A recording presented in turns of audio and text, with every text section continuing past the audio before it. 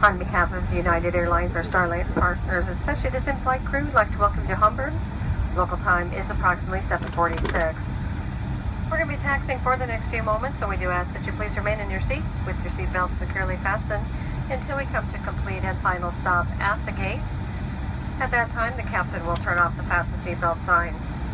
That will be your indication that it is safe to get up and collect all the personal belongings that you brought on board with you. We do ask that you take caution while opening up those overhead bins, as the items do tend to shift during flight.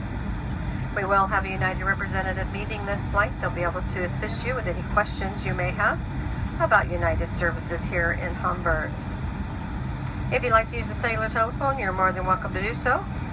It's been our sincere pleasure having you on board with us. We wish you a pleasant stay here in the Hamburg area, or a safe and pleasant journey to your final destination. Once again, thank you for flying with us. Have a great day. And a big thank you to the crew. Job well done.